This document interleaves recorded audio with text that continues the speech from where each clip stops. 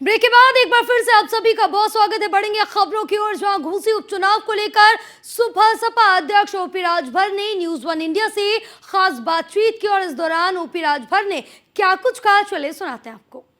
घोसी उपचुनाव को लेके जहां भारतीय जनता पार्टी अपने तमाम राजनीतिक जो दल हैं उनके सहयोगी दल को उनको लेके कहीं ना कहीं जीत का दावा करती नजर आ रही है। प्रमुख जो उनके सहयोगी दल हैं राजभर पार्टी के प्रेसिडेंट ओपी राजभर हमारे साथ बात करने में मौजूद हैं, क्योंकि राजभरों का यहाँ पे एक दबदबा भी है। क्या रणनीति है, हम बात करेंगे खुद ओपी राजभर जी से। राजभर जी, बड़ी देर बाद आप एक बार फिर से बीजेपी के पक्ष में माहौल बनाते नजर आ रहे हैं और बताया जा रहा है कि ये चुनाव न केवल दारा सिंह चौहान के लिए बल्कि आपके लिए बहुत इंपॉर्टेंट है। देखिए, ये चौहान न दारा जी का है, ये चुनाव एनडीए का है और यहाँ लड़ाई अखिलेश बनाम ओम प्रकाश राजभर की समाजवादियों ने कर दिया है। उस चुनौती को हमने स्वीकार भी कर लिया है और यहाँ जो स्थिति है क्लियर हो गई है। आप अगर गांव में घूम करके पता कर लीजिएगा और 98% हमारी कम्युनिटी के लोग वोट दे रहे हैं, 98% दारा चौहान के कैंडिडेट कम्युनिटी के लोग और वो 98% वही समझ लीजिए कि निषाद बिंद के वटमल्ला कम्युनिटी के लोग वोट दे रहे हैं।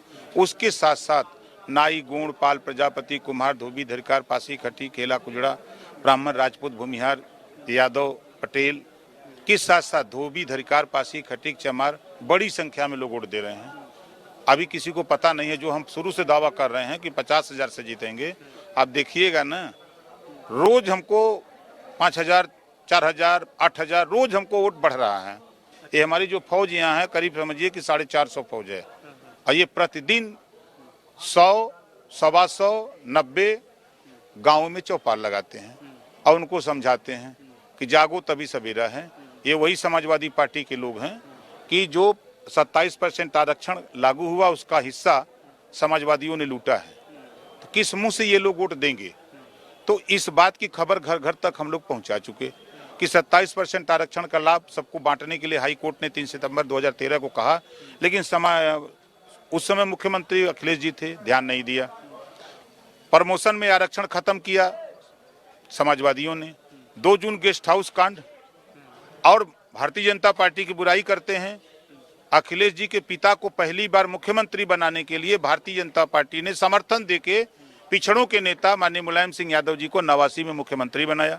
2 जून की घटना हुई। 2 जून की घटना के बाद जिस तरह का कुकृत्य समाजवादी गुंडों ने मायावती जी के साथ किया, उसके बाद वहां ब्रह्मदत्त द्विवेदी भारतीय जनता पार्टी के विधायक अपने दल बल के साथ नहीं पहुंचे होते तो समाजवादी पार्टी के गुंडे मायावती जी की हत्या कर दिए होते। तो आप जिस तरीके से बात करें वो हम मानते हैं कि आप लोग की सब पूरा वो था कि सब चीज़ें आपकी चल रही थी, पर अगर इस चुनाव को देखा जाए, अभी 2022 का ही लेंगे हम, यही जुलाई अगस्त का सीजन था। पहला बयान आपने दिया था अखिलेश यादव के खिलाफ, अब तब अखिलेश यादव के साथ थे कि एसी में बैठ के राजनीति नहीं होती है, उसका निकलना शुरू कर दिया। मैनपुरी जीत गए, उनका कि हम मैनपुरी निकले जीत गए, रामपुर गए पर हार गए। बोले घोसी आए हैं, मऊ आए हैं और राजभर जी को हराएंगे, क्योंकि राजभर जी का यहाँ से जो आप बता रहे, जितना आपने बताया है वो बता रहे अस्तित्व नहीं, और राजभर जी को अब कहीं ना कहीं बीजेपी भारी समझेगी। देखिए, आपको बता दें, प्रोफेसर राम गोपाल जी अपने जीवन में पहली बार राजभर बस्ती में गए। जिनके कपड़े महकते थे, जिनके बदन से बदबू आती थी, उस बस्ती में जाके दे दे राजभर, दिला दे राजभर, मेरी जान बचा दे राजभर, वहां बस्ती में चिल्ला रहे थे प्रोफेसर साहब। दावे के साथ कहता हूं, मैं उस बस्ती में मैं खुद कल गया था। मैंने पूछा कि क्यों, कैसे मीटिंग लग गई? कहे साहब, एक भी आदमी उनकी रैली में नहीं गया है, ना एक वोट हम देने वाले हैं।